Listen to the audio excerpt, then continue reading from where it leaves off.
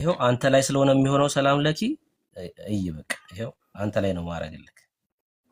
ይኸው 5 ደቂቃ ጀምር። እሺ ርዕሱን እንትን ብታደርግልኝ ጥሩ ነበር። መልካም እኔ ጋር ያለውን ማለት ነው። እሺ በስመ አብ ወወልድ ወመንፈስ ቅዱስ አሐዱ አምላክ አሜን። እንግዲህ ጉባኤያችን እግዚአብሔር መልካም ጉባኤ ያድርግልን፣ የጠፉት እንዲመለሱ ዘንድ ያድርግልን። ወደ ትምህርት ሳደርግ ዛሬ እንግዲህ መወያያ ርዕሳችን እንዳያችሁት ጥምቀት ነው። ጥምቀት ለድነት ያስፈልጋል ወይ አያስፈልግም? እምነት ብቻ ሰው አምኖ ብቻ ይመዳን ይችላል ወይስ አይችልም በሚል ነው የምናወራ ማለት። ስለ ጥምቀት ስናነሳ ሰው እኛ በመጽሐፍ ቅዱስም እንደሚመሰክረው ቤተክርስቲያናችንም እንደምትናገረው ሰው መጀመሪያ ማመን አለበት። ግን ባመነበት ቅጽበት ድነትን የሚያገኝ ሆኖ ሳይሆን ሲጠመቅ ነው ድነትን የሚያገኘው ማለት ነው። ይህ እንዴት ነው ሲባል ጥምቀት በራሱ ምን ስለሚያደርገን ነው? ጥምቀት የክርስቶስ የክርስቶስ ብልት እንድንሆን የቤተክርስቲያን አካል እንድንሆን የቤተክርስቲያን ብልት እንድንሆን ዘንድ ስለሚያግዘን ስለሚያደርገን ነው ያ ጥምቀት ማለት ነው። እና ይህን ከየት አገኘው ሲባል መጽሐፍ ቅዱሳችን ስናይ ምን ይለናል መሰላችሁ? ሮሜ ምዕራፍ 6 ከቁጥር 3 ስናነብ ወይስ ከክርስቶስ ኢየሱስ ጋር አንድ እንሆን ዘንድ የተጠመቅን ሁላችን ከሞቱ ጋር አንድ እንሆን ዘንድ እንደተጠመቅን አታውቅምን ይላል። ምን ማለት ነው? ደግሜ አነባዋለሁ። ወይ ከክርስቶስ ኢየሱስ ጋር አንድ እንሆን ዘንድ የተጠመቅን ይላል። ተመልከቱ፣ ጥምቀት ምን ያደርጋል? ከክርስቶስ ኢየሱስ ጋር አንድ ያደርገናል። እርሱ የቤተክርስቲያን ራስ ነው። እኛ ደግሞ ቤተክርስቲያን እንሆንና የእርሱ አካል እንሆናለን ማለት ወይም ደግሞ በህብረት በጠቅላላ አካል እንሆናለን። ለእያንዳንዳችን ደግሞ ብልቶች እንሆናለን። ስለዚህ ሰው ከክርስቶስ ኢየሱስ ጋር አንድ ሳይሆን እንዴት ድነት ሊያገኝ ይችላል? ድነት ፈጽሞ ሊያገኝ አይችልም። ክርስቶስን ፈጽሞ ያገኘው ማለት ስላመነ ብቻ ክርስቶስን ስላወቀ ብቻ ያንን ድነት ሊያገኘው አይችልም፣ መጽሐፍ ቅዱሳችን እንደሚመሰክረው። ስለዚህ ከእርሱ ጋር አንድ ስንሆን ምንድን ነው የሚያደርገን? ሙሉ ከሞት ጋር እንተባበራለን። እርሱ እንደተነሳ ሁሉ ደግሞ ከትንሣኤው ጋር እንደምንተባበር መጽሐፍ ቅዱሳችን ግልጽ አድርጎ ያስቀምጠናል።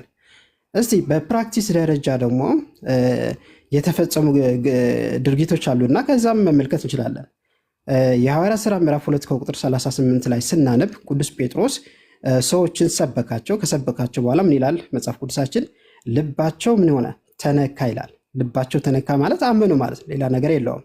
ልባቸው ተነካ። ኦኬ፣ በዛች ቅጽበት ዳኑ። ልባቸው ስለተነካ ስላመኑ ዳኑ። መጽሐፍ ቅዱሳችን አይለው ምን ይላቸዋል? ንስሐ ግቡ ይላቸዋል። ንስሐ ግቡ። ንስሐ የሚገባ ወገኖቼ ምን አይነት ሰው ነው? ያመነ ሰው ነው። ካላመነ እንዴት ንስሐ ሊገባ ይችላል? እንዴት ሊጸጸት ይችላል? ስላመኑ ነው። ምን እናድርግ ብለው ሲጠይቁት እንዴ እናንተ እኮ አምናችኋል፣ ጌታን ተቀብላችኋል፣ ድናችኋል አላለም። እንደ ፕሮቴስታንቶች አስተምህረት ማለት ግን ምንድን ነው ያላቸው? ንስሐ ግቡ። ምን እናድርግ ሲሉት ማለት ንስሐ ግቡ፣ ኃጢአታቸው የሚሰረይ ዘንድ እያንዳንዳቸው በኢየሱስ ክርስቶስ ስም ተጠመቁ አላቸው። ስለዚህ ኃጢአታቸው የተሰረየላቸው መቼ ነው ሲባል ሲጠመቁ ጊዜ ነው ኃጢአታቸው የተሰረየላቸው። ከዛ ደግሞ ቁጥር 41 ላይ ስንመለከት የሐዋርያት ሥራ ምዕራፍ 2 ቁጥር 41 ላይ ስንመለከት ምንድን ነው የሚለው? እነዛ ጌታን የተቀበሉ ተጠመቁ ይልና 3000 የሚያክሉ ነፍሳት ተጨምሩ ይላል። ወደ ምን? ወደ ቤተክርስቲያን ተጨመሩ። አያችሁ፣ የምንጨመረው በምንድን ነው? በጥምቀት ነው እንጂ በእምነት ብቻ መጨመር የለም። እምነት ብቻ ድነት አያሰጥም። እምነት ለድነት በር ይከፍታል። እምነት ለድነት ይጠቅመናል። ያለ እምነት ድነት የለም። ግን እምነት ብቻውን ምንም ጥቅም የለውም። ልክ አጋንንትም ያምናሉ ይንቀጠቀጣልም እንደተባለ ሁሉ ምንም ድነት ግን የሚያሰጥ ነገር የለውም። በራሱ ብቻው ምን ስለሚሆን? የሞተ ማለት ደግሞ ጥቅም የሌለው ማለት ነው። ስለዚህ የመጀመሪያ ቤተክርስቲያን ስንመለከት ቅዱስ ጴጥሮስ ሰብኮ ወደ ቤተክርስቲያን እንዲቀላቀሉ ዘንድ ወደ ቤተክርስቲያን እንዲጨመሩ ዘንድ ያደረጋቸው በምንድን ነው? በጥምቀት ነው እንጂ በእምነታቸው ብቻ አይደለም። ስለዚህ እኛ ኦርቶዶክሳውያን ጥምቀት ለድነት እጅግ በጣም አስፈላጊ እንደሆነ እንናገራለን፣ እንመሰክራለን። ቅዱስ ጴጥሮስም ያው ደቂቃ እያለቀ ነው እንጂ ቶሎ ካወጣሁት እስቲ ቅዱስ ጴጥሮስም የተናገረው ቃል አለ። እሱም ትናረገዋለሁ። ይሄ ደቂቃ እያለቀ ነው።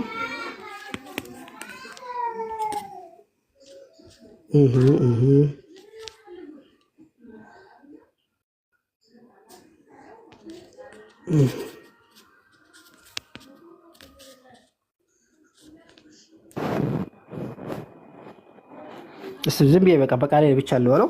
ያም ውሃ ማለት ደግሞ ጥምቀት ምሳሌ ሆኖ አሁን ያድነናል ይላል። ያም ውሃ ማለት ደግሞ ጥምቀት ምሳሌ ሆኖ አግኝቼዋለሁ። አንደኛ ጴጥሮስ ምዕራፍ 3 ቁጥር 21 ላይ ስናነብ ምንድን ነው የሚለን? ያም ውሃ ማለት ደግሞ ጥምቀት ምሳሌ ሆኖ አሁን ያድነናል ተብሎ ተጽፏል። ጥምቀት ምን ያደርጋል ተብሏል? ያድነናል ተብሎ ተጽፏል። 4 ነጥብ። አመሰግናለሁ። እሺ ሰዓትን ጨርሰሃል ማለት ነው። በተገቢው ሁኔታ ኤርሜ ያንተ ሰዓት ነው። አሁን ቴዲ ላይ ያደርግልሃለሁ። ደቂቃውን ቴዲ ላይ ነው ማድረግልህ። 5 ደቂቃ። እሺ ቴንኪው። በጣም ነው የምናመሰግነው። በጌታ በኢየሱስ ክርስቶስ ስም ተባረኩ ወገኖች። እሺ እንግዲህ በእኛ በወንጌላውያን አማኞች ሳይሆን በመጽሐፍ ቅዱስ አስተምሮት፣ ያው እኛም ወንጌላውያን አማኞች መጽሐፍ ቅዱስን ስለምንቀበል በመጽሐፍ ቅዱስ አስተምሮት ድነት በእግዚአብሔር ልጅ በኢየሱስ ክርስቶስ በማመን እንጂ በጥምቀት እንደማይጀምር መጠመቅን እንደተጠመቅን መጠመቅንም ደግሞ በመጽሐፍ ቅዱስ ጌታችን ኢየሱስ ክርስቶስ ሐዋርያቱም ጭምር ያስተማረው ትምህርት ነው። ይሄ ማለት ወንጌላውያን አማኞች ጥምቀትን እንደማንቀበል ጥምቀትን እንደማንወስድ አድርገው ኦርቶዶክሳውያኑ በጣም ብዙ ጊዜ ይከሱናል። እኛ ግን ጥምቀትን እንወስዳለንም ወስደናልም ደግሞ ሰዎችን ሰብከን እናጠምቃለን። ግን ጥምቀት ለድህነት ነው ብለን እኛ አናስተምርም፣ መጽሐፍ ቅዱስም ስለማያስተምር ማለት ነው። ታዲያ ድህነት በምንድን ነው? ሰው በምንድን ነው የሚድነው ብሎ ስንል መጽሐፍ ቅዱስ በዮሐንስ ወንጌል መጽሐፍ ምዕራፍ 3 ቁጥር 16 ላይ በእርሱ የሚያምን ሁሉ የዘላለም ሕይወት እንዲኖረው እንጂ ይላል። በእርሱ የሚያምን ሁሉ የዘላለም ሕይወት እንዲኖረው እንጂ እንዳይጠፋ እግዚአብሔር አንድያ ልጁን ሰጥቷል ይላል ባጭሩ። ስለዚህ ሰው የሚድነው ሰው የዘላለም ሕይወትን የሚያገኘው በእምነት ነው። ይህም እምነት በማን ላይ ነው? በእግዚአብሔር ልጅ ላይ ባለ እምነት ነው። ክርስቶስ ነው ብሎ ክርስቶስ ነው ብሎ በኢየሱስ የሚያምን ሁሉ ከእግዚአብሔር ተወልዷል ብሎ ስለሚል የተወለዱ ሁሉ የዳኑ ናቸው። ከእግዚአብሔር የተወለዱ ሁሉ የዳኑ ናቸው። የተወለዱ ሰዎች የዳኑ ናቸው። በምን እንደሚወለዱት ክርስቶስ ነው ብለው በኢየሱስ ስላመኑ ነው። አንድ ሰው ክርስቶስ ነው ብሎ በኢየሱስ የሚያምን ከሆነ በእምነቱ የእግዚአብሔር ልጅ መሆንን ስልጣን ያገኛል ማለት ነው መጽሐፍ ቅዱስ። ስለዚህ የእግዚአብሔር ልጅ ከሆነ ዳግም ተወልዷል ማለት ነው። ዳግም ከተወለደ የእግዚአብሔር ልጅ ነው። የእግዚአብሔር ልጅ ከሆነ ድኗል ማለት ነው። ስለዚህ ድህነትን ከእምነት ጋር እንጂ መጽሐፍ ቅዱስ ያገናኘው ከጥምቀት ጋር ያገናኘበት ክፍል የለም። መጽሐፍ ቅዱሳችን ግን ጥምቀትን ያመኑ ሰዎች እንዲጠመቁ አዟል። እኔ አሁን አምኜ የተጠመቅኩ ሰው ነኝ፣ ከዛሬ 25 ዓመት በፊት ማለት ነው። እዚህ ያሉ ወንድሞቼ እና እህቶቼ ወንጌላውያን አማኞች አምነን የተጠመቅነን። በመጽሐፍ ቅዱስ አስተምሮት መሰረት ጌታችን ኢየሱስ ክርስቶስ አጥምቁ ብሎ ያለው በመጀመሪያ ስብከተ ወንጌልን ስበኩ ነው ያለው። ከዛስ ከሰበክን በኋላ ስብከተ ወንጌልን ሰዎች ይሰማሉ። ከሰሙም በኋላ ሰዎች ለቃሉ ምላሽ ይሰጣሉ። ይሄ ማለት በልባቸው ያምናሉ ማለት ነው። ልክ ቅድም በተጠቀሰው በሐዋርያት ሥራ መጽሐፍ ምዕራፍ 2 ቁጥር 38 ላይ ይህን በሰሙ ጊዜ ልባቸው ተነካ ይላል። ልባቸው የተነካ ሰዎች በምንድን ነው? ምን ሰምተው ነው? ሐዋርያው ምን አሰሙቷቸው ነው? ከቁጥር 22 ጀምሮ ስናየው ሐዋርያት ሥራ መጽሐፍ ምዕራፍ 2 ላይ ማለት ነው የእስራኤል ሰዎች እንደምታውቁት እግዚአብሔር የናዝሬቱን ኢየሱስ በመካከላችሁ በድንቆችና በታምራት በምልክቶች ከእግዚአብሔር ዘንድ ለእናንተ የተገለጠ ሰው ነበረ ብሎ ካለ በኋላ እሱን ሰቀላችሁት በመስቀል ላይ እግዚአብሔር የሞትን ጣር አጥፍቶ አነሳው ሕይወት ብሎ ይናገራል። ስለ ጌታችን ስለ ኢየሱስ ክርስቶስ ስብከተ ወንጌል ሰበከ። ስለዚህ ልባቸው የተነካ ሰዎች ማለት ምን ማለት ነው? አመኑ ማለት ነው። ለቃሉ ምላሽ ሰጡ ማለት ነው። ልብን የሚያውቅ እግዚአብሔር ነው። በእርግጥ ግን ልባቸው እንደተነካ እነሱም ምን እናድርግ ብለው አሏቸው። በዚህም ሰዓት ላይ ቅዱስ ጴጥሮስ ያላቸው ንስሐ ግቡ ብሎ አለ። ከዛ በኋላ ንስሐ ከመግባት በኋላ የውሃ ጥምቀትን ደግሞ አስቀጥሎ ተጠመቀ ማለት ነው። አጠምቃቸው ማለት ነው። በዚህ አይነት ፕሮሲጀር እንደዚሁም ደግሞ በማርቆስ ወንጌል መጽሐፍ ምዕራፍ 16 ከቁጥር 15 ጀምሮ ወደ ዓለም ሁሉ ሂዱ ወንጌልንም ለፍጥረት ሁሉ ስበኩ ብሎ አላቸው። በመጀመሪያ ስብከተ ወንጌል ነው የሰበኩት። ከዛ እስከሰበኩ በኋላ ያመነ የተጠመቀም ይድናል ብሎ በመጀመሪያ ስብከተ ወንጌል፣ ከዛ ማመን፣ ከዛ መጠመቅ፣ ይህን ቅድመ ተከተል ጠብቆ ቅዱስ ማርቆስ ወንጌላዊው እንደዛ አድርጎ ጽፎታል ማለት ነው። የምፈጥነው ጊዜ ስለሌለ ነው። እንደዚሁም ቅዱስ ማቴዎስ ደግሞ በምዕራፍ 28 ከቁጥር 18 ጀምሮ ኢየሱስም አላቸው እንዲህ አላቸው፣ ስልጣን በሰማይና በምድር ተሰጠኝ፣ እንግዲህ ሂዱና አሕዛብን ሁሉ በአብና በወልድ በመንፈስ ቅዱስም እያጠመቃቸዋቸው ብሎ ባለበት ላይ ኦርቶዶክሳውያን ወገኖች ይህን ክፍል ምን ይላሉ? በመጀመሪያ በጥምቀት ነው፣ እዛ ጋር ጥምቀት ነው የሚቀድመው፣ እምነት አይቀድምም ብለው ይላሉ። ይሄ መጽሐፍ ቅዱስን ስለማያውቁ ነው። ያው እንደምታውቁት ኦርቶዶክሳውያን መጽሐፍ ቅዱስ አያነቡም እንጂ ቢያነቡ ኖሮ ማቴዎስ ወንጌል መጽሐፍ ምዕራፍ 28 ቁጥር 19 ላይ ከጥምቀት ጀምሩ ብሎ አላለም። የማቴዎስ ወንጌልም ሲናገር እነዛ ወደ ዓለም ሁሉ ሂዱ ወንጌል ለፍጥረት ሁሉ ወደ አሕዛብ ሁሉ ሂዱ ወንጌል ለፍጥረት ሁሉ ስበኩ ብሎ ያላቸው እነዛ ሐዋርያት የቱ ጋር የታዘዙት?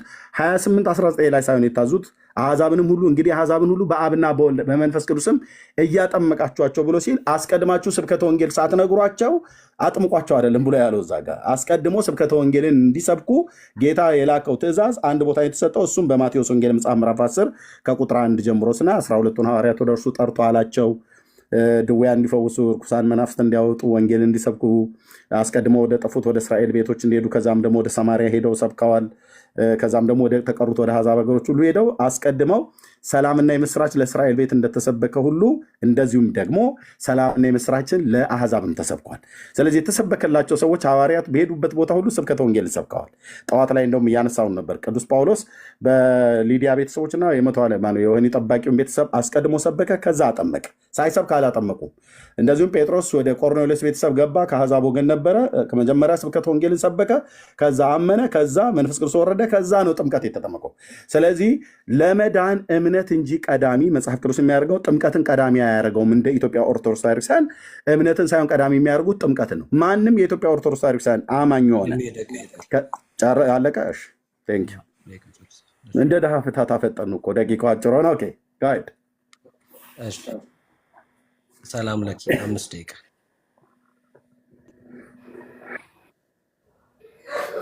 እሺ መልካም ቴንኪው።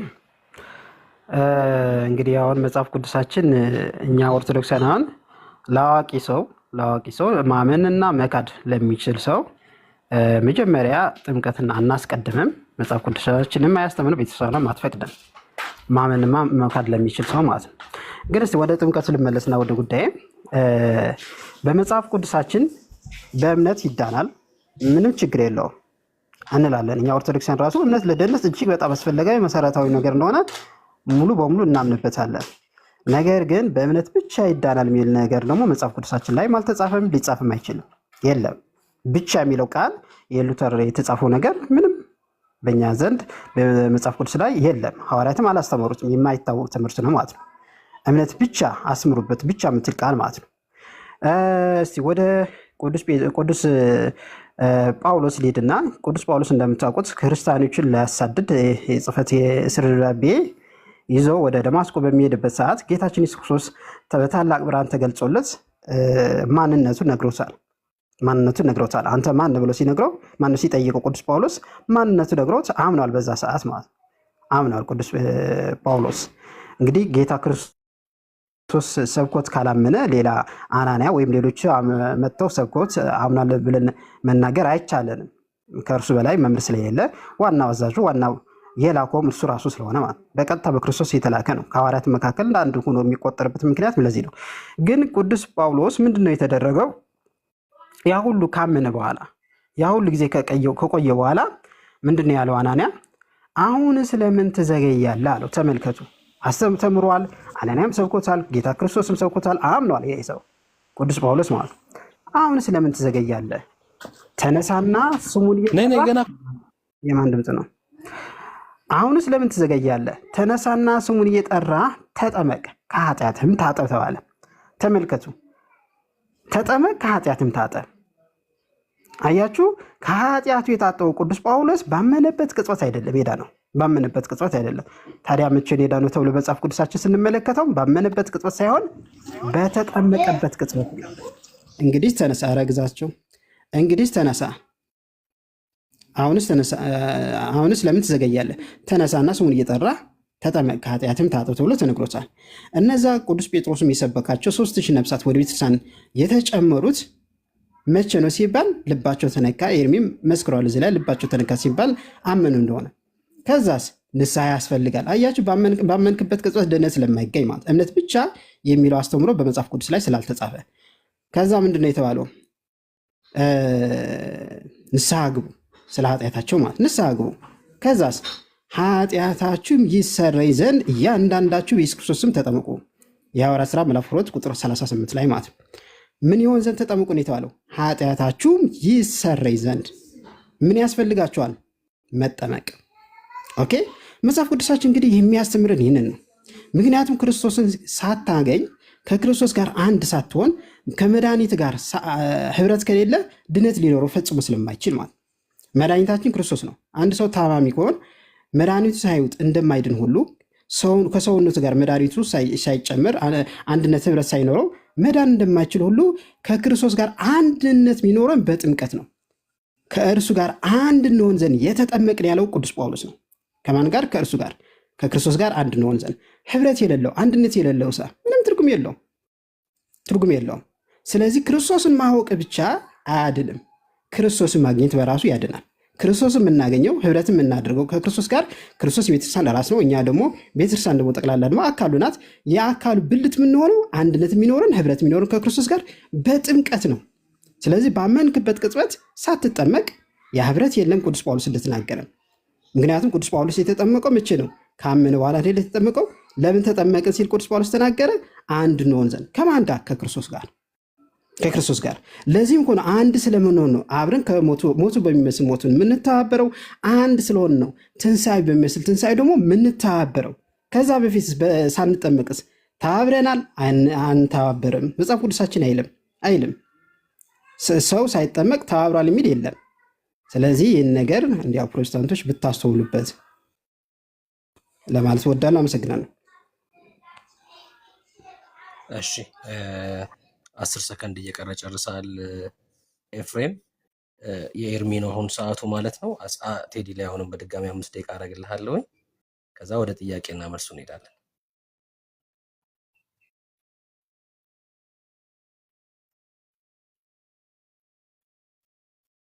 እሺ ኤርሚ ያለክ? አዎ እያወራሁ ነበር። ማይኬን ዘግቼ ጀመረ። ኦኬ ቴንክ ዩ። እሺ ያው እንደገና እናስተላልፋለን። እሺ እንደገና አስጀምሬ እላለሁ። 5 ደቂቃ ቀጥል። እሺ ኦኬ እሺ ቴንክ ዩ። እሺ እኔ አሁን ወደ እሱ የተናገረበት ላይ ነው የምመለሰው። ሰው በመጀመሪያ ማመን አለበት ብላ ትላለች ቤተክርስቲያን ብሏል። የኢትዮጵያ ኦርቶዶክስ ቤተክርስቲያን ሰው ለመጠመቅ ማመን አለበት ብላ አትልም። ይሄ በጣም ትልቅ ስህተት ነው እየተናገረ ያለው። ቤተክርስቲያኒቱ እንደዛ ብላ አትልም። በኢትዮጵያ ኦርቶዶክስ ቤተክርስቲያን እኔው ራሴ አጥማቂ ስለነበርኩ አንዱ ዲያቆን ከካህን ጋር ዲያቆኑን የሚያጠምቀውና ካህናትና ዲያቆናት አብረን የምናጠምቀው። ስለዚህ በሙሉ በኢትዮጵያ ኦርቶዶክስ ቤተክርስቲያን በሙሉ በዘጠና ምናምን ነገር መቶ የሚሆነው 90 በመቶ የሚሆነው የኦርቶዶክስ ሕዝብ ሳያምን ነው የሚጠመቀው። እምነትን ቀዳሚ የሚያደርግ ጥምቀት የኢትዮጵያ ኦርቶዶክስ ቤተክርስቲያን የላትም ማለት እንችላለን። በፐርሰንት ደረጃ በጥናት የተደገፈ አይደለም፣ ግን 90 በመቶ የኦርቶዶክስ ቤተክርስቲያን ምዕመን አብዛኛው ከህፃናት ጥምቀት ነው የሚጀምረው። ስለዚህ ቤተክርስቲያኒቱ ለመጠመቅ ሰው በመጀመሪያ ማመን አለበት ብላ አስተምራም አታውቅም። እንደውም ይህን ትምህርት ትቃወማለች። ሰው ለመጠመቅ መጀመሪያ ማመን አለበት ብላ አትልም የሚል ሰው ካለ አይ በመጀመሪያ መጠመቅ አለበት ነው ብላ የምትለው መምህር ሰላም ለኪም ጨምሮ አብዛኛው እንዳልኳችሁ 90 በመቶ የሚሆነው ከጥምቀት ነው የሚጀምረው ማለት ነው። ይሄም ደግሞ መጽሐፍ ቅዱሳዊ ትምህርት አይደለም። ስለዚህ ሰላም ለኪ ቅድም የተናገረውን አሁን ሪባትሉ ላይ ነው እያፈረስኩ ያለሁትኝ አትልም ቤተክርስቲያኒቱ። እሱ ብላለች ብሏል። በኋላ ጥያቄ ላይ እንገናኛለን። ኦኬ ስለዚህ በዚህ ደረጃ ህፃናትን የምታጠምቀው ማለት ነው። ያላመኑ ሰዎችን የምታጠምቀው ያላመኑ ህፃናት ምንም የማያውቁ ቀኝና እግራቸውን የማያውቁ መጠመቃቸውንም የማያውቁ የጌታንም ስም ሳይጠሩ በልባቸውም ሳያምኑ ስብከተ ወንጌልም ሳይሰበክላቸው ነው እነ ሰላም ለኪ ሁሉ ጭምር የተጠመቁት ማለት ነው። ኦኬ ጥምቀት ለድህነት አስፈላጊ ነው ብሎ የሮሜ መልእክት መጽሐፍ ምዕራፍ 6 ጠቅሷል። የሮሜ መልእክት መጽሐፍ ምዕራፍ 6 ላይ ከጌታ ጋር ሞቱን በሚመስል ሞት ትንሣኤውን በሚመስል ትንሣኤ እንተባበራለን ብለን ነው የምንጠመቀው አለ። ይሄንንም ገብቷቸው ይሄንንም ተረድተው የኢትዮጵያ ኦርቶዶክስ ቤተክርስቲያን የምትጠመቁት ሞቱን በሚመስል ሞት ትንሣኤውን በሚመስል ትንሣኤ ትተባበሩ ዘንድ ነው ብላ የኢትዮጵያ ኦርቶዶክስ ቤተክርስቲያን አታስተምርም። ትልቅ ውሸት ነው ወንድሞች እናቶች፣ ትልቅ ውሸት ነው። አስተምራም አታውቅም፣ አታስተምርም። እዚህ እኛ ጋር ከወንጌላውያን አማኞች ጋር ሲናገሩ ነው ይህን ጥቅስ የሚጠቅሱት እንጂ ይህን ጥቅስ በራሱ በሰላም ለኪ ህይወት ላይ አፕላይ አድርጎ አያውቅም። በሌሎቹም ላይ አፕላይ ሆኖ አያውቅም። ሞቱን በሚመስል ሞት ትንሣኤውን በሚመስል ትንሣኤ ልተባበር ብሎ አምኖ አይደለም ራሱ ሰላም ለኪ የተጠመቀው። ጥያቄው ላይ ያገናኘን በኋላ ላይ ማለት ነው። እሺ የሐዋርያት ሥራ መጽሐፍ ምዕራፍ 2 ቁጥር 38 ጠቅሶ ቅድም ልባቸው ተነካ ብሎ የሚለው ላይ አዎ ልባቸው ተነክቷል። ምን አሰምቶ ነው ልባቸው የተነካው? ቃል እግዚአብሔርን ለነዛ ሰዎች። የኢትዮጵያ ኦርቶዶክስ ቤተክርስቲያን ግን በመጀመሪያ ስብከተ ወንጌልን ሰብካ ለምእመኗ ልባቸው ተነክቶ ከዛ ምን እናድርግ ብለው እነ ጴጥሮስን ጠይቀው እንደተጠመቁት እነዛ ወገኖች በኢየሩሳሌም የነበሩት የኦርቶዶክሳውያን አማኞች ቃል እግዚአብሔር ተሰብከው ከዛ ልባቸው አምኖ ወይ ልባቸው ተነክቶ ምን እናድርግ ብለው ካህናቱን ጠይቀው በእንዲህ አይነት አይደለም የሚጠመቁት። ይህም ከመጽሐፍ ቅዱሳዊ የኢትዮጵያ ኦርቶዶክስ ቤተክርስቲያን ሰማይ ከምድር ወይ ደግሞ የሰሜኑና የደቡቡ ዋልታ ንፍቀ ክበብ እንደማይገናኝ እንደዚህ ያህል የራቀች ነች በኦርቶዶክስ ተዋሕዶ ቤተክርስቲያን ማለት ነው። ስለዚህ ይህም ውሸት ነው የሚያስተምሩት እንደዚህ አይነት ትምህርት የላቸውም። ኦኬ ሌላ ምንድነው? ሲጠመቁና ኃጢአታቸው የተሰረየላቸው ብሏል። በኢትዮጵያ ኦርቶዶክስ ቤተክርስቲያን ሰው ሲጠመቅ አይደለም ኃጢአቱ የሚሰረይለት። እዛ ወገኖች በሐዋርያት ሥራ መጽሐፍ ምዕራፍ 2 ቁጥር 38 ላይ አምነው ንስሐ ሲገቡ ነው የኃጢአታቸውን ስርየት ያገኙት፣ ሲጠመቁ አይደለም። ሰው አምኖ ንስሐ ሲገባ የኃጢአት ስርየቱን ያገኛል። ምክንያቱስ የኃጢአት ስርየት በእግዚአብሔር ልጅ ስም ላይ እንጂ ያለው በጥምቀት ላይ አይደለም። የት ነው ይሄን የሚናገረው? በሉቃስ ወንጌል መጽሐፍ ምዕራፍ 24 ቁጥር 47 ላይ እግዚአብሔር ቃል ሲናገር ክርስቶስ ስለ ሰው ልጆች በደን ኃጢአት እንደሚሞት በሶስተኛው ቀን ከሙታን እንደሚነሳ በስሙ ንስሐና የኃጢአት ይቅርታ ወይ ደግሞ የኃጢአት ስርየት ከኢየሩሳሌም ጀምሮ በአሕዛብ ሁሉ ይሰበካል ተብሎ ስለተባለ በእግዚአብሔር ልጅ ስም ላይ ነው ንስሐና የኃጢአት ስርየት ያለው። ስለዚህ ሰው በእግዚአብሔር ልጅ ሲያምን እና ንስሐ ሲገባ የኃጢአቱን ስርየት አግኝቷል ማለት ነው እንጂ ውሃ ሲነካው አይደለም፣ ወይ ጥምቀት ሲጠመቅ አይደለም የኃጢአቱን ስርየት የሚያገኘው። ለዚህም ነበር ቅዱስ ጳውሎስም ስምውን እየጠራ ተጠመቅ ብሎ አለው። ለምን ነው ስሙን መጥራት ያስፈለገው? የኃጢአትን ስርየትና ንስሐ እዛ ላይ ስላለ ማለት ነው። ኦኬ ጥምቀት ለድነት ያስፈልገናል ብላ የኢትዮጵያ ኦርቶዶክስ ቤተክርስቲያን ታስተምራለች ይላል። ኦኬ ታስተምራለች፣ ግን ልጆቿ ጥምቀት ለድነት ያስፈልጋል ብሎ የሚለውን ቢያደርጉትም እምነትን ግን ቀዳሚ ያደረገ አይደለም። በኢትዮጵያ ኦርቶዶክስ ቤተክርስቲያን ውስጥ ያለ ጥምቀት እምነትን ቀዳሚ ያላደረገ፣ እምነትን ቀድሞ ከእምነት በፊት ጥምቀት፣ ከጥምቀት በኋላ ነው እምነት። አሁን ሰላም ለኪ አምናለሁ ብላችሁ ብጠይቁት አምኛለሁ ይላል። መቼ ነው ያመነው? ቆይቶ። ኦኬ እሺ፣ ቴንክ ደቂቃ ያለቀ። ቴንክ ተባረክ። አሜን። ተባረክ ኤርሚዬ። ሰላም ለኪ አንተም ተባረክ። ጥያቄና መልስ ነው የሚሆነው ማለት ነው። 10 ደቂቃ ቅድም በተነጋገርነው መሰረት 10 ደቂቃ እሰጥሃለሁ ለአንተ። በ10 ደቂቃ ውስጥ ጥያቄ ትጠይቃለህ ማለት ነው። ከዛ ቀጥሎ ኤርሚ ደግሞ 10 ደቂቃ ይወስድና ኤርሚ ይጠይቃል ማለት ነው። 10 ደቂቃ ይኸው። ሰላም ለኪ።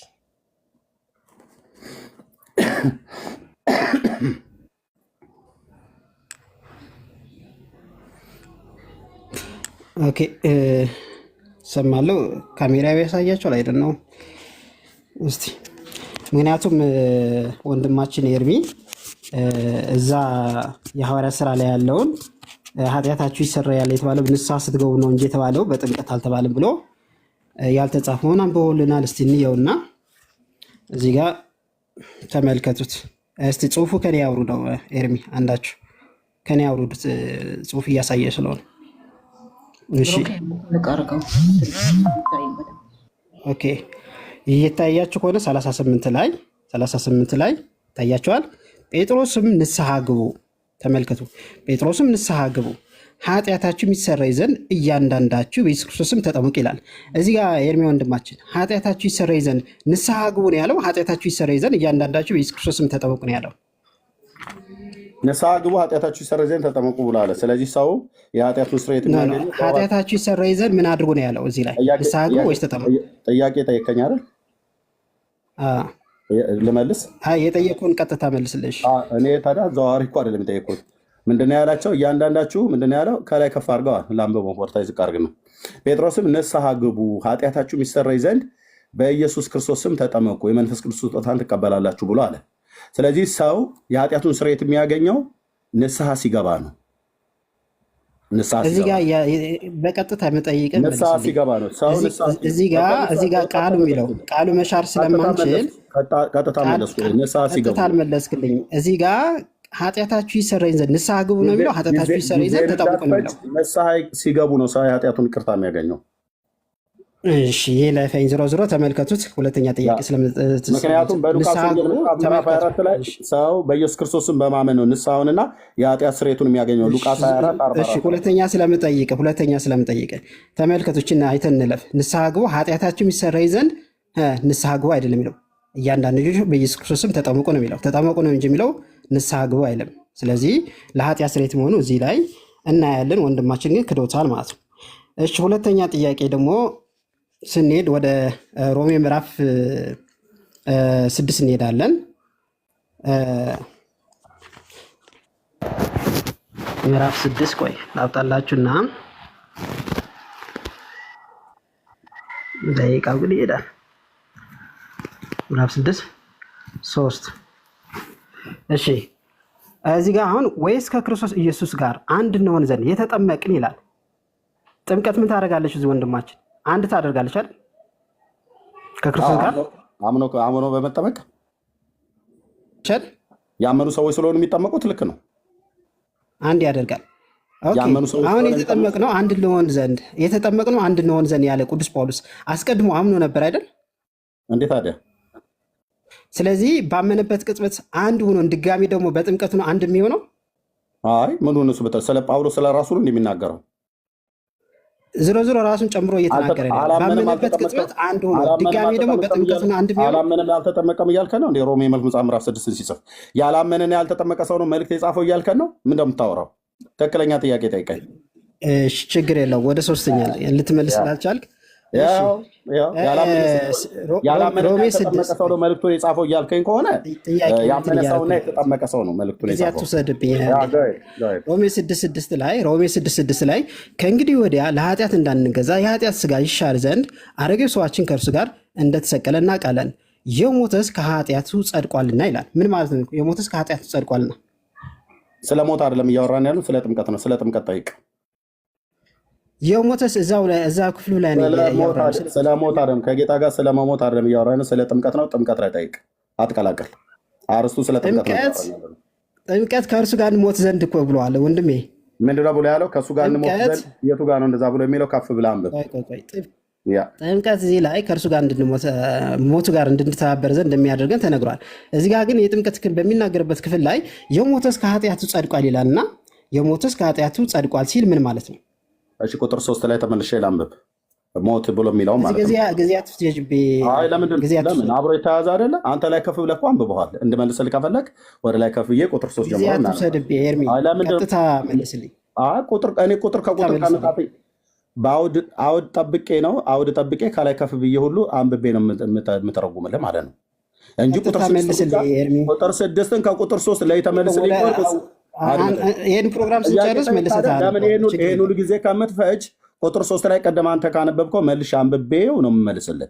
አንተ ቁጥር 6 ለብሰድብኛ እንደዚህ ከሆነ አንተ ጋርም ጊዜ ወስዳለሁ። አትፍች፣ ቀንነት አይኖረኝም አንተ ጋር። ስለዚህ ስለ ሞት አይደለም ያነሳ ነው፣ ስለ ጥምቀት ነው ያወራነው። እንደዛ ከፈለክ ማለት ነው ስለ ጥምቀት ነው ያወራነው። አንተ ስለ መሞት ነው የምታነሳው።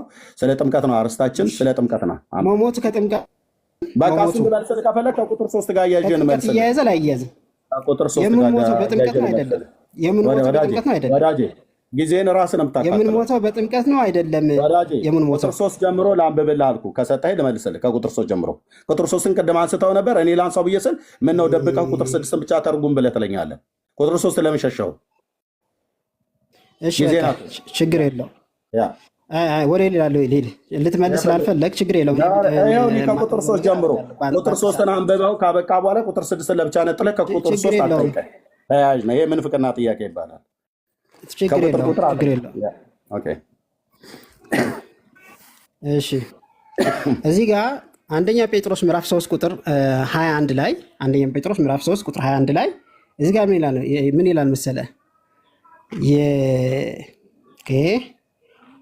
ይህም ውሃ ደግሞ ማለት ጥምቀት ይላል። ይህም ውሃ ደግሞ ማለት ጥምቀት ምሳሌ ሆኖ አሁን ያድነናል ይላል። ጥምቀቱ ያድናል ይላል እዚህ ክፍል ላይ አይልም። ቀጥታ አይልም። ያም ውሃ አለ እኮ። ይህም ውሃ ደግሞ ማለት ጥምቀት እያልን ያለ ጥያቄህን በደንብ አስተካክል። ተመልከት እንግዲህ ይህም ውሃ ደግሞ ማለት ጥምቀቱን እያለን ያለው ጥምቀቱ ምሳሌ ሆኖ ምን ያደርገናል ነው ያለ ያድነናል አላለ? ጥምቀቱ ያድነናል ነው ወይስ ጥምቀቱ ምሳሌ ነው? እዚህ ጋር ምሳሌ ሆኖ ምን ያደርጋል አለ? ምሳሌ የተባለው ምኑ ነው? ምሳሌ ሆኖ ምን ያደርጋል? ምሳሌ ሆኖ ያድነናል ብሎ ሲል ጥምቀት ያድናል ማለቱ አይደለም። እንደዛ ብለህ ካልክ ይሄ ክፍል የተነገረው ጥምቀት ያለው ተመልከት ለመልስ ለህዝቡ ልመልስልህ ለጥያቄ ጊዜ እንዴ አንተ እንትን አትካድ፣ ቃሉን አትካድ ኤርሚ ቃሉን የካድክ አትጓዝ። ኧረ እኔ ቃሉን አልክድም፣ ልመልስ አልኩህ። ቃሉን ካድከው። ያው ተመልከት፣ ያም ውሃ ማለት ደግሞ ተመልከት፣ ያም ውሃ ማለት ደግሞ ጥምቀት በቃ እኔ መጽሐፍ ምሳሌ ሆኖ ያድነናል እያለ ያለው ለምን ጥምቀት ያድናል ብለህ ማታም ነው? አንብብልኝ አላልኩም። ሁለቴ ከምታነበው እኔ ልመልስ። ኦኬ ይሄ ክፍል የሚናገረው ቅዱስ ጴጥሮስ በዘፍጥረት መጽሐፍት ላይ ያለውን የኖህን ታሪክ አንስቶ ነው የሚያነበው። ከላይ ከፍ ብለን ቁጥር 20 ጀምሮ ጥቂቶች ማለትም 8 ነፍሳት የዳኑበት መርከብ ሲዘጋጅ እግዚአብሔር የኖህን ትዕግስት የእግዚአብሔር ትዕግስት በኖህ ዘመን በቆየ ጊዜ አስቀድሞ አልታዘዙም ይላል። ይህም ውሃ ማለትም ደግሞ ጥምቀት ምሳሌ ሆኖ አሁን ያድናል። የሰውነትን እድፈት ማስወገድ አይደለም፣ ለእግዚአብሔር ለበጎ ሕሊና ልመና ነው እንጂ ይህም በክርስቶስ ኢየሱስ ትንሣኤ ነው ይላል። ጥምቀት ተብሎ የተባለው እዚህ ጋር ምንድን ነው ብሎ ያለው? የበጎ ሕሊና ልመና እንጂ ብሎ ያለው ጥምቀት ያድናል። ጥምቀት ያድናል የሚለው ለምን ትክደዋለህ? ምሳሌ ሆኖ ያድናል ያለውን ለምን ትክደዋለህ? ከፈለክ በራሱ ጊዜ በሌላ ጊዜ ያው እያለ እኮ ነው ያለው። ይኸው ሁላችን እኮ እየተመለከትን ነው። ሁላችን እዚህ እየታዘብን ነው ያለው ነው ኤርሚ፣ እየታዘብን ነው ያለ ነው። ተመልከቱ እንግዲህ ያም ውሃ ደግሞ ተመልከቱ፣ ያም ውሃ ደግሞ ማለት ጥምቀት አለ ምሳሌ ሆኖ የትኛው ጥምቀት ምሳሌ ሆኖ ምሳሌ ሆኖ ጥምቀት ነው። ምሳሌ አይደለም የሚያድነው ጥምቀቱ ምሳሌ አይደለም።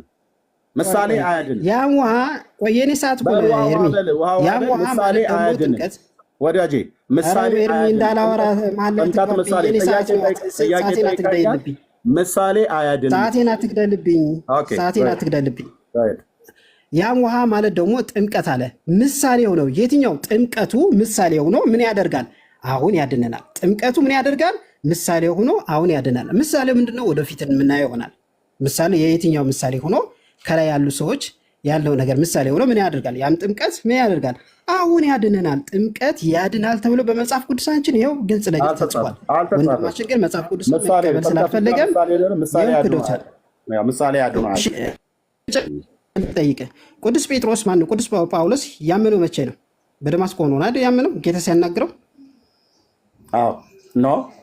ሐናንያ ጋር መጥቶ ከተነገረው በኋላ እንጂ ጌታ ሲያናግረው አላመነም። ክርስቶስ ሲያናግረው አላመነም። ገና አላመነም። የምታደርገውን ነገር ይነግርሃል ብሎታል። እሺ አላመነው፣ ጌታን አላመነው። በዛ ሰዓት ነገርኩ እኮ ሐናንያ ጋር መጥቶ ከመጣ በኋላ ሳያምነው የታዘዘለት ሳያምነው ነው የታዘዘለት። ምን ብሎ ነው የታዘዘው? ምን ብሎ የታዘዘው? ምን ብሎ የሚያስተምሩትን እስኪመጣለት ድረስ እዛ መጠበቅ እንዳለበት ምን ብሎ ነው የታዘዘው? ጨምር ለከፈለገ ይሄን ልጨርስ። ምን ብሎ የታዘዘው ከፈለገ ማለት ነው። አይ ችግር የለውም። አይ ነው አንተ ጀምር፣ እኔ እመልስልሃለሁ።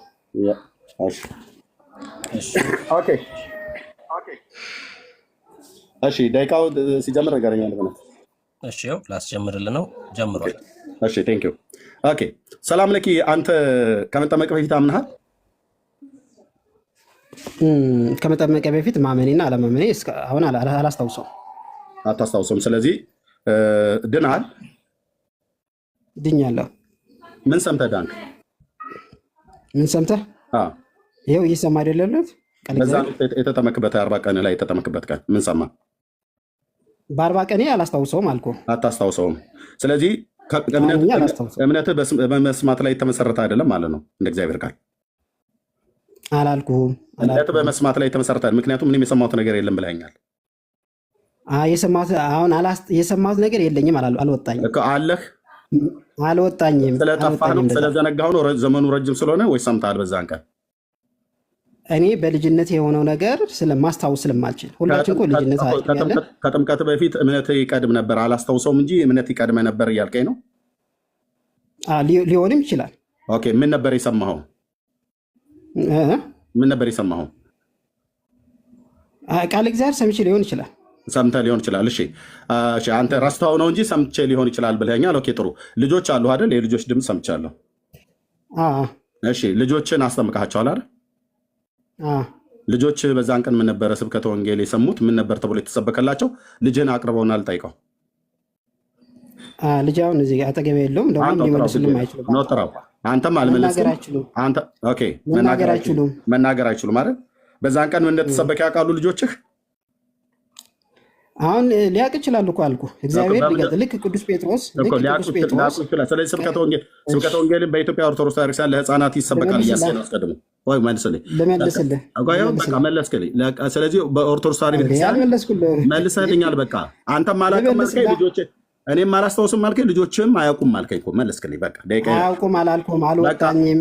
አያስታውሱትም ያልከው ያላልኩትን ነገር አትቀይር። አንተም አላውቅም ያልከኝ በቃ ጨርስን እኮ ደቂቃን አትፍጅም። አንተም አላቅም ነው ያልከው፣ ልጆችም አያውቁም። ስለዚህ ምን ማለት አይደለም፣ አላስታውስም ነው ያልኩህ።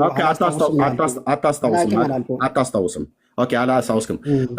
የኢትዮጵያ ኦርቶዶክስ ታሪክሳን ያንተን ያላስታውስከው የኢትዮጵያ ኦርቶዶክስ ታሪክሳን ህፃናት ከመጠመቃቸው በፊት አሁን ስብከተ ወንጌል ስትሰብክ ሰምተህ ታውቃለህ? ለክርስትና ሄደህ ታውቃለህ? አስቀድሞ ይሄ ህፃን ከመጠመቁ በፊት ስብከተ ወንጌል መሰበክ አለበት ብላ ስትሰብክ ሰምተህ ታውቃለህ? አንተንስ አታስታውስም። አንተ ግን ሄደህ ክርስትና ልጆችን ስታስነሳ ለዚህ ብላቴና ለሰላም ለኪ ብላቴና ስብከት እንስበክ ሚዩት አድርገው፣ እሱን ዝጋው ወንድሜ። ማስረጃ ከመጽሐፍ ቅዱስ ልስጥህ። ዝጋው። የጠየኩህ መልስልኝ። ዝጋው፣ ካሜራ ዝጋው። አቴንሽን መውሰድ ነው ያልኩህ። ልብ ብለህ ስማኝ። አንተ ልጆችህ በተጠመቁበት ቀን አንተ አለህ። በመጀመሪያ ለሰላም ለኪ ልጅ ከመጠመቁ በፊት ስብከተ ወንጌል እንስበከው ብለው ሰብከውታል ህፃኑ? እሺ ልመልስልህ። ስለዚህ በአጭር መልስልኝ። ሰብከውታል? እሺ ልመልስልህ። ለምንድን ነው እየከሰስክ ያለው? ሰብከውታል? አልሰበኩትም። ሰብከውታል? አልሰበኩትም። ሰብከውታል? አልሰበኩትም። መልስልኝ። ላይሰበክ ይችላል። ለአንተ ልጅ ሰብከውታል? አልሰበኩትም። ስለ ራስህ ልጅ መልስ። ሰብከውታል? አልሰበኩትም። ላይሰበክ ይችላል እኮ አልኩህ። አንተ ልጅ መልስ። እርግጠኛ ሆነ ሰብከውታል ወይ አልሰበኩትም? ሰብከውታል? አልሰበኩትም በላ። ሰብከውታል? አልሰበኩትም በላ። እኔ እኮ በዛ ሰዓት ሲሄድ እኮ ለበበሉ ስሙ። በቃ ደቂቃ አልሰበኩትም። ዋናው ነገር በቃ ጨርሻለሁ። ወደሚቀጥለው ጥያቄ ህፃናት ጥምቀት ህፃናት ካላመኑ አይልም። አድመጣኝ። ጨርሻለሁ እኮ አልኩህ። ደቂቃዬን አትፍጅብኝ። ጨርሻለሁ። ዋይ አትበል። አንተ ምንድን ስታደርግ ነበር? ሳትጠመቅ ማነው ምንድን ነው ሳትጠመቅ ነው የዳንከው? ተጠምቀን ሄዳንከው? ስትጠመቅ ነው አይደል የዳንከው? የሚጠመቅ ሰው በጌታችን በኢየሱስ ክርስቶስ ትምህርት መሰረት ያመነ ሰው ነው ያላመነ ሰው? ለህፃናት ሲሆን ያመነ ያላመነ አይልም መጽሐፍ ቅዱሳችን። ህፃናት ያመኑ አይልም አያምኑ የሚል ነገር የለም። ስለዚህ አንተ ሳታምን የተጠመቀው ስለዚህ አልዳነም ማለት ነው ወንድማችን። ጨርሻለሁ። አይደለም አይልም መጽሐፍ ቅዱሳችን ህፃናት አያምኑም አይልም። ጨርሻለሁ። ሳትጠመቅ ነው ያመንከው ማለት ሳታምን የተጠመቀው ስለዚህ አልዳንክም ማለት ነው። ያልተጠመቀ አላልኩም። እሺ ወደሚቀጥለው ጥያቄ ያላልኩት እያልክ እሺ። በተጠመክ ቀን ወዲያውኑ ድንሃል? አምነህ ስለተጠመክ በአንተ ላይ በተጠመክ ቀን ድንሃል? አዎ አካል ሆኜ የክርስቶስ የቤተክርስቲያን ብልት ሆኛለሁ። ድንሃል አይደል? አዎ ድንሃል። አሁን ኦኬ እሺ፣ ወዲያው እንደተጠመክ ድንሃል ማለት ነው። እሺ ሜሮን ሳትቀባ ነው የዳንከው? አብሮ እሱ ጋር አለ። ሜሮን የቱ ጋር ነው? ወዲያው እንደተጠመክ ነው ድኛለሁ ብለህ ያልከኝ? አብሮ ነው ያለው። አብሮ ነው ወዲያው እንደተጠመክ ነው ድኛለሁ ብለህ ያልከኝ? እኛ ብቻ የሚል ነገር አይሰራም በእኛ ቤተክርስቲያን። ብቻ መቻ ነሳው ምን ብቻ ውስጥ እኔ አላነሳውም። በተጠመኩ ጊዜ ነው የዳንኩት ብለኛል። ስለዚህ ሜሮን ሳትቀባ በፊት ነው የዳንከው ማለት ነው። ሜሮን ትቀባለህ? ሜሮን የተቀባበት ምክንያት ለምንድን ነው? የመንፈስ ቅዱስ ስጦታዎች ለመቀበል። እሺ ሜሮን እየቀቡ የመንፈስ ቅዱስ ስጦታን ሐዋርያቱ ያስተምሩበት የነበረ የመጽሐፍ ቅዱስ ክፍል ስጠኝ። ሐዋርያቱ ሲያጠምቁ ሜሮን እየቀቡ መንፈስ ቅዱስን ስጦታ የሰጡበት እሱም ነው የመጽሐፍ ቅዱስ ክፍል ስጠኝ። ፈጣን ቶሎ በደቂቃ የመጽሐፍ ቅዱስ ክፍል ሜሮን የሚቀቡበት የነበረ መንፈስ ቅዱስን ስጦታ ለመስጠት ሜሮን ይቀቡበት የነበረ ሐዋርያቱ እንዴ ቅባት እኮ ይቀቡ ነበር። ሐዋርያቱ ሜሮን የተጠመቀን ሰው ወዲያውኑ ሜሮን ቀብተው መንፈስ ቅዱስን እንዲቀበሉ መንፈስ ቅዱስን ለመቀበል ነው። ሜሮን መንፈስ ቅዱስን ለመቀበል ነው ብለኛል። ሐዋርያቱ ሜሮን የቀቡበትን መንፈስ ቅዱስን ሰው ለመቀበል ሜሮን የቀቡበት የመጽሐፍ ቅዱስ የአዲስ ኪዳን መጽሐፍ ታምጣ። አሁን ሜሮን የሚል ነገር ሜሮን የሚሆን ጸዳለ አምጣ። ዘይት አዲስ ኪዳን መንፈስ ቅዱስ እንዲቀበሉ ሐዋርያቱ መንፈስ ቅዱስ እንዲቀበሉ ዘይት የቀቡበትን ቦታ ስታይ ወንድሜ። ሜሮን የሚል ነገር አላመጣልህም። አፍተ ነው የለም። ስለዚህ ሜሮንም ትዕግስትም አየለችም የለም። አልወጣኝም። የለም ካለ ስጠኝ። አልወጣኝም። ካለ ስጠኝ። ሜሮን እየቀቡ ሐዋርያቱ መንፈስ ቅዱስን ያድሉበት የነበረ ቦታ ስጠኝ ከመጽሐፍ ቅዱስ ከአዲስ ኪዳን። ፈጠን አፍተ ነው ቶሎ አምጣው። ቶሎ አፍተ ነው ጥያቄ ደቂቃ እንዳይፈጅብኝ። አፍተ ነው አትሳቅ። እሺ አሁን አላመጣልህም። ችግር የለም። ሌላ ጊዜ አመጣልህ ማለት ነው። የለም አሁን አላመጣልህም። የለም ማለት አይደለም።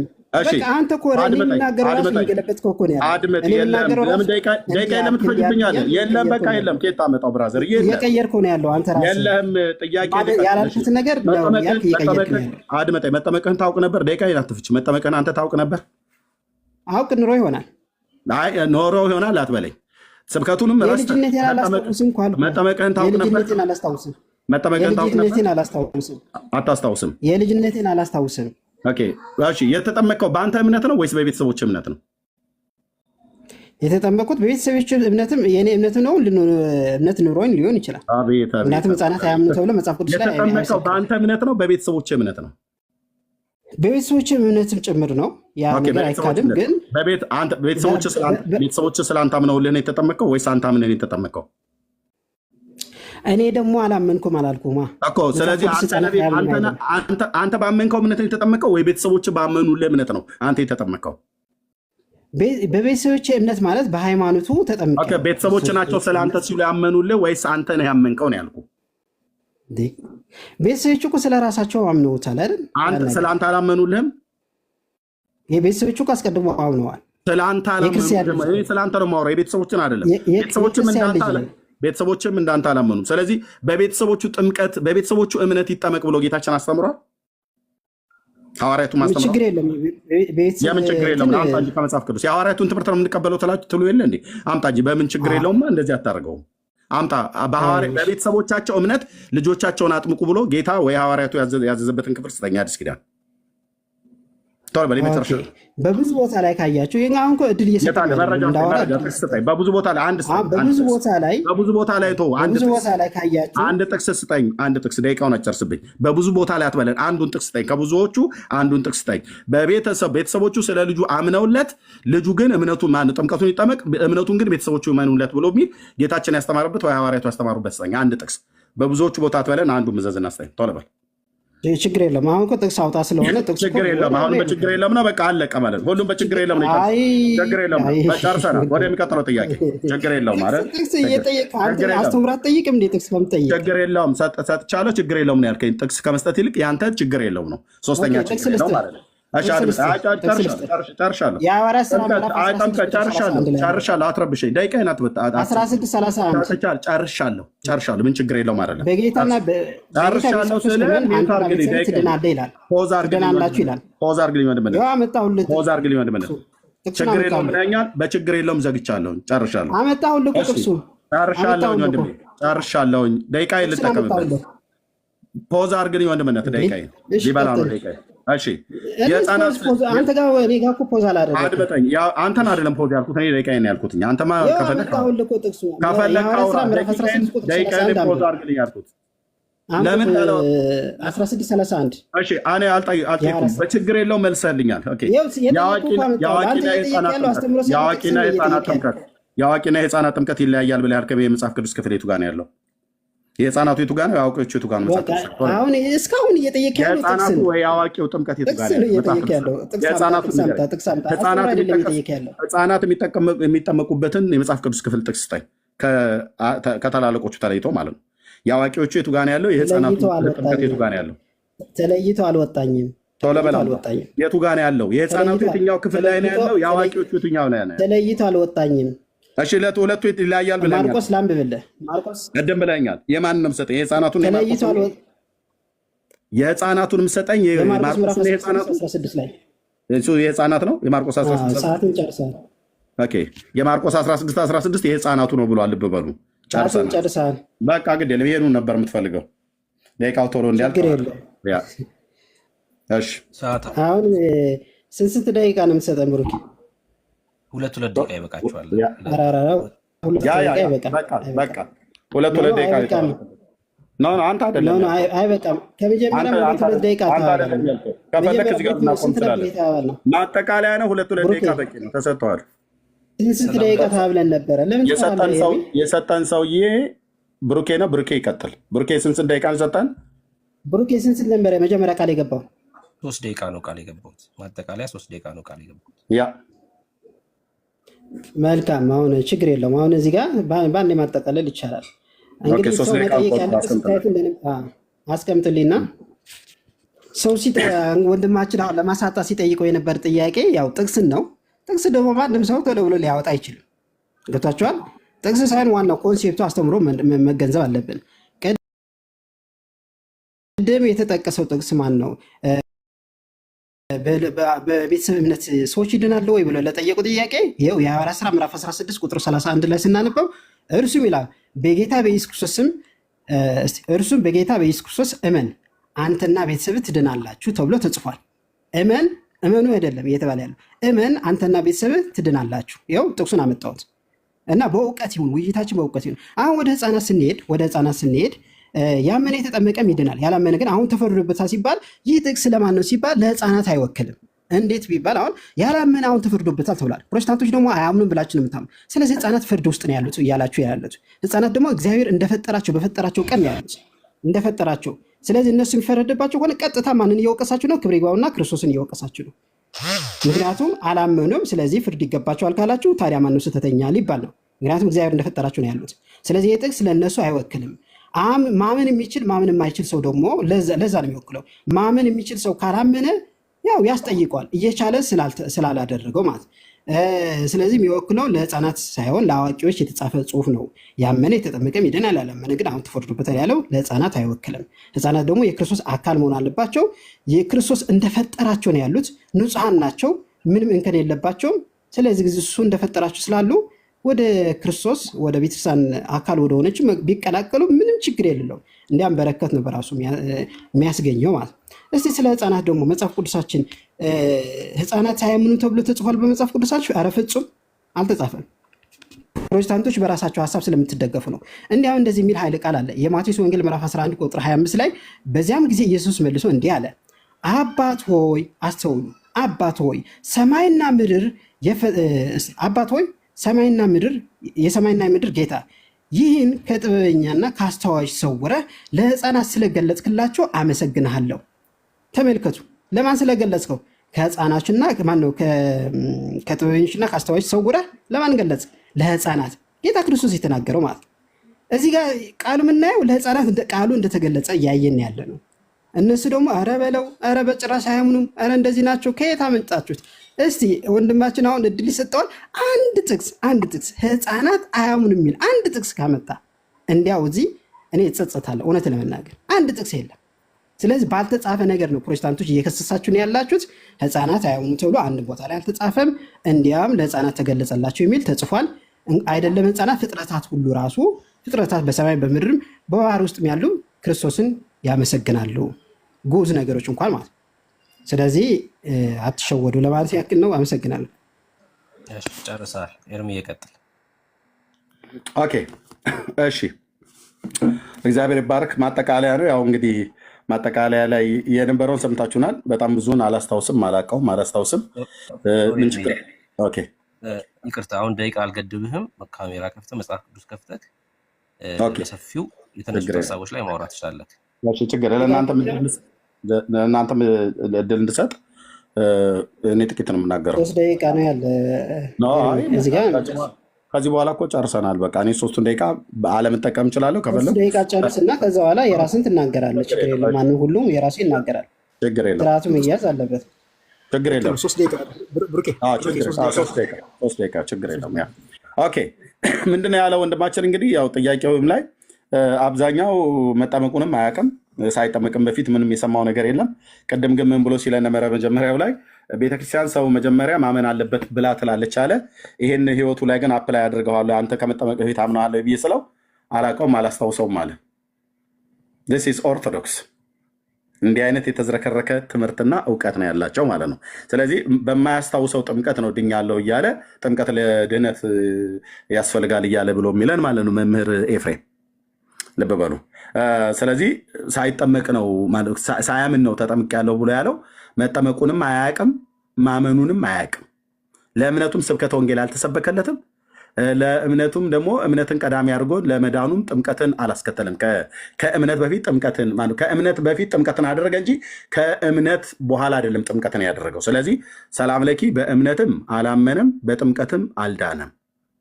ይህንን ለማለት የራስህ ልጅ ስታስጠምቀው ያንተን እንኳን ባታስታውስ የራስህ ልጅ ስታስጠምቀው በወቅቱ ስብከተ ወንጌል ተሰብኮ ነበረው ብዬ ስለው ራሱ እንኳን ሊያስታውሰው አልቻለም። እንኳን ልጁ አይደል ልጅህን ጥራውና ልጠይቀው ብዬ ስለው ልጄ የለም አሁን አይችልም መናገር አይችልም አለ። ኦኬ አንተ ታስታውስ ነበረው ይሄ የመምህር ሰላም ለኪ ልጅ ከመጠመቁ በፊት ስብከተ ወንጌል መሰበክ አለበት ብሎ ካህኑ ስብከተ ወንጌል ሰብኮ ነበረው ብዬ ስለው እንኳን ሕፃኑ ቀርቶ አይደለም የራሱንም አላስታወሰም፣ ልጁንም አላስታወሰም።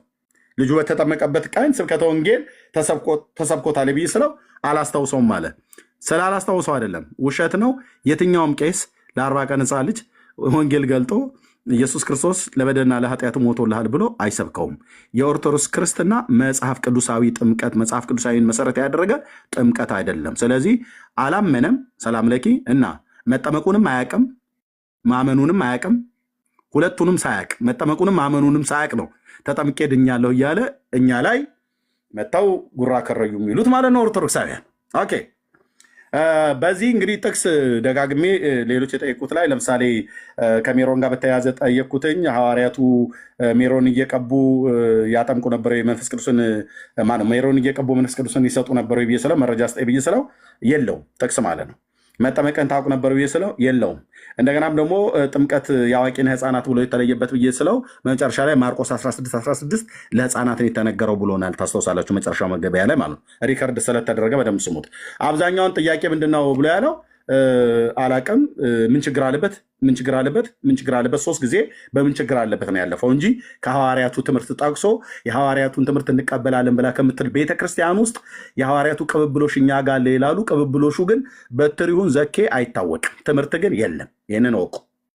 ኦኬ ከዛ ያው ሊያሳጣኝ ጥቅስ አምጣ እያለ ያጣድፈኝ ነበር አለ። ልክ ነው። ታዲያ ለጠይቁት ጥያቄ ተዘጋጅተህ ነው መምጣት ያለብህ። በየቦታው እየመጣ ፈራሃኝ፣ ተንቀጠቀጥ፣ መሞገት አቃተ እያልክ ትለኝ ነበር። ሳትዘጋጅበት ነው የመጣው ማለት ነው። በሌላም ጊዜ ደግሞ ቅዱስ ቁርባን እሺ፣ አንድ ብቻ ስጠኝ። እሺ አይ በቃ ትቀጥላለህ። ደቂቃ እንጨርሳል። ኦኬ ቴንክ ዩ። እሺ እኔም ለወጣ ስለሆነ እድል ስለሰጣችሁ ቴንክ ዩ አመሰግናለሁ ለማለት ወዳለው። ኤርሚ እንዲያው በይፋ አሁን የመጨረሻ ጊዜ እጠይቅሃለሁ። በይፋ ልክ እንደዚህ በዶግማቲክ በሆነ አስተምሮ በይፋ ሁለታችን ብቻ በኮስ ተገናኝተን የምናወራበትን ድጋሚ እየጠየኩ ነው። እስካሁን እሺ ልትል አልቻልክም። አሁንም እጠይቅሃለሁ የመጨረሻ ጥያቄ።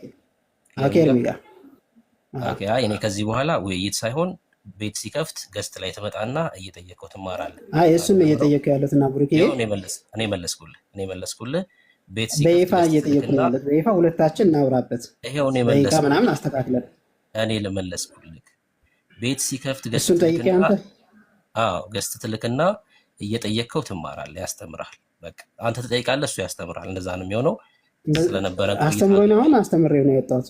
አሁንማ ተወያያችሁ። ከዚህ በኋላ ላለው እየመጣ ገስት ትልክና ትጠይቀዋለህ፣ ያስተምራል።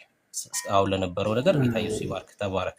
ዝሮ ሁሉም ፌር እንዲሆን ነው። ኦኬ ሁሉም ፌር እንዲሆን አንተ ትጠይቀዋለህ፣ እሱ ያስተምራል። ትክክለኛ አስተምሮ እንዲገለጽ አሁንም እሱም ቢሆንም አንተም ቢሆንም መጠየቅ ይችላለሁ፣ ችግር የለውም። አንተም ቢሆንም ፈቃደኛ ከሆንክ ፌር እንዲሆን ነገሩ ፌር እንዲሆን በይፋ ማውራት እንችላለን። ኮንፊደንስ ካለ ችግር የለውም። ይሄው እኔም እየመለስኩልህ ነው። ቤት ስንከፍት አልኩህ እኮ ለመወያየት ብቁ ነብይ ስለማላምን ነው። ትጠይቀናለህ፣ እኛ ብቻ እንመልሳለን። አንተን አንጠይቅህም። የፈለግከውን አንተ ነህ እያልክ ያለው ብሩኬ፣ ብቁ አይደለም እያልክ ያለው አንተ ነህ።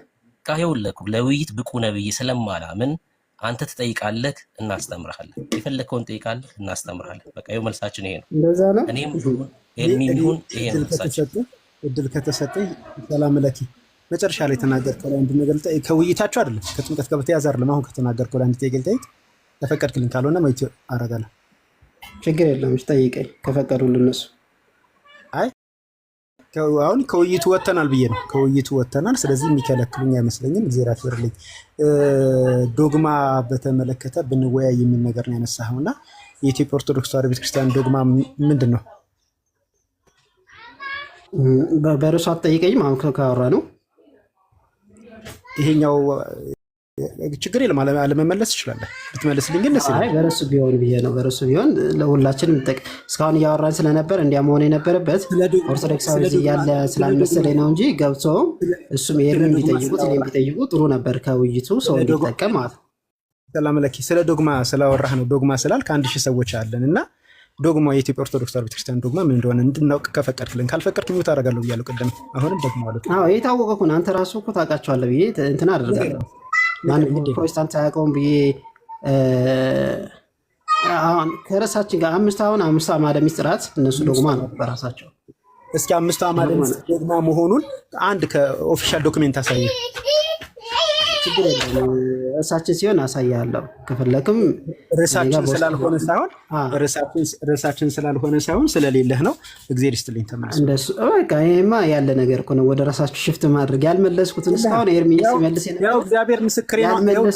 ያልመለስኩትን ነው እንደዚህ ያለ ሲል ነበር። ያልመለስኩትን ነውና በቃ ልውጣ። ደህና ሁኑ። ኤርሚ ቆይ ሰላም ለኪ አትውጣ። ደግሞዋለሁ። ያው እግዚአብሔር ምስክሬ ነው። ምንም ዶግማ መስረጃ ትሰጠኝም የለህም፣ ስለሌለህ ነው። ይህንን ደፍሬ ነው የምናገረው። አለኝ ግን ከአምስቱ አዕማደ ምስጢር የቤተክርስቲያን ዶግማ መሆኑን 1000 ሰው አለ። 1000 ሰው አለ። በ1000 ሰው አሳየኝ። ቤት ስከፍት እንትን አደርግልሃለሁ። የለኝም ማለት ያው አምስቱ ሰዎች አንድ ቦታ ላይ ተጽፎ ካለ ታሳየኛለህ። ችግር የለውም። እኔ አምስቱ ሶሎችን አላቃቸውም። እንኳን አይደለም ዶግማ ነው ልልህ አላቃቸውም። አሁን ስለ አምስቱ ሶሎች ሰው ጠየቁ። አንተ ዶግማ ነው ስላልክ አይደለም ፕሮቴስታንት አይደለሁም። ዶግማ ነው ስላልከው ነው የጠየኩ። ዶግማውን ነው ያልከውን ከኦርቶዶክስ ኦፊሻል ዶክሜንት አሳይ። በቃ ነው ኤርሚቻው። በቃ በውስጥ ሰላም ለኪ አንድ ደቂቃ ኦኬ ሰላም ለኪ አንድ ደቂቃ እሺ ትሄዳለህ። ኦኬ ምንድነው ያለን እንግዲህ ወንድሞች እዚህ 1000 ሰው ያላችሁ ያወራኑ ሚስጥረ ጥምቀት ላይ ነው እና በዶግማ ብሎ ያለው አሁን ያወራኸኝ በዶግማ አይደለም፣ በሌላ ጊዜ በዶግማ አውራኝ ነው ብሎ የሚለው ጥምቀት ዶግማ አይደለም እንዴ? ኤርሚ በጣም ወደ ራስ እስካሁን ወደ ራስ ጥምቀት ዶግማ አይደለም እንዴ? ያወራኑ እኮ ጥምቀት እኮ ዶግማ ነው። በዶግማ እናወራበት ነው። በዶግማ አይደለም። ሚስጥረ ጥምቀት ዶግማ አይደለም አላልኩም። ዛሬ በዶግማ ያወራሁ ማለት ነው። በዶግማ አወራሁ። ልክ እንደዚህ ብቻ በሌላ ሰው ሳንከበብ የራሳችን ሆነን የኔ ወንድሞች ጣልቃ አልገቡም። አይተሃል? አንድ አልገቡም። አንድ አሁን ነው ችግር የለውም። እናንተ ቤት ቢሆን ነበር የሚገቡት። እዚህ ግን የኔ ወንድሞች አንዳቸውም አልገቡ። ሁሉም ሚዩት አድርጎ እኛ ቤትን ታውቀዋለህ። ይጨርሰናል። አሁን ይበቃናል። ሰላም ለኪ በቃ ማውራት እንችላለን። ፍላጎት ካለ በይፋ ጥያቄ ጠይቃለሁ። ፍላጎት ካለ ማውራት እንችላለን። እንዳልከው በቃ ሁለታችን ብቻ በኮርስ እኛ የራሳችንን ሀሳብ መስጠት እንፈልጋለን። ሰላም ይብዛልህ። ውረድ። ለሌላ ጊዜ የለኝም ማለት ጨዋነት ነው። አሁን አሳይመንት ሰጥቻለሁ። ውረድና አምስቱ አዕማደ ምስጢር ዶግማ እንደሆነ ዶክሜንት ላይ ጎርጉር። እዚህ ላሉ ሰዎች ግን 1000 ሰዎች ምንም መረጃ እንደማያገኝ እናገራለሁ። በዚሁ ማይኬን እንዳበራው ሀሳብ ልስጥ ውይይቱ ላይ ትችላለህ። ብርኬ ምራው ቤቱን። እሺ ቴዳ ያንተን የምትሰጠው ሀሳብ ግን ማንም መጥቶ ግን ዲቤት ባለ ቁጥር ዲቤት መቀበል የለብህም። ኤርሚ ኃይለሥላሴ ምን አሉ መሰለ፣ የሆነ ጊዜ የኢትዮጵያ ሕዝብ 25 ሚሊዮን ገብቷል ተብለው ተጠየቁ። አይ እናንተ አሰስገሰሱንም ቆጥራችሁ ነው እንጂ እኛ 500 ነን አሉ ኃይለሥላሴ። እና ማንም በመጣ ቁጥር ኤርሚ ዲቤት መቀበል የለብህም፣ ልታስተምር ነው የሚገባው። ተባረክ ቴዲ። ይቀጥላል። እሺ አመሰግናለሁ።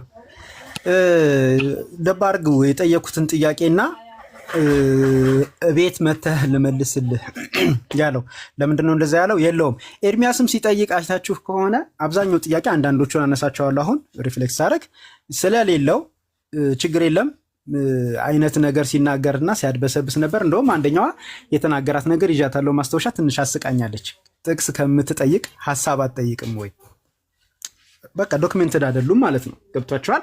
መረጃ የላቸውም። ስለዚህ የሆነ በቃላት ጨዋታ የመሸፋፈንና የማድበስበስ ስራ ነው የሚሰሩት። ኦኬ ከመጀመሪያው ልጀምር። ስትጠመቅ የሰማኸው ነገር አለ? አላስታውስም። ይሄንን ምን ብዬ መዘገብኩት መሰላችሁ? ውሸት ቁጥር 1። ምክንያቱም ይቅርታ፣ ምክንያቱም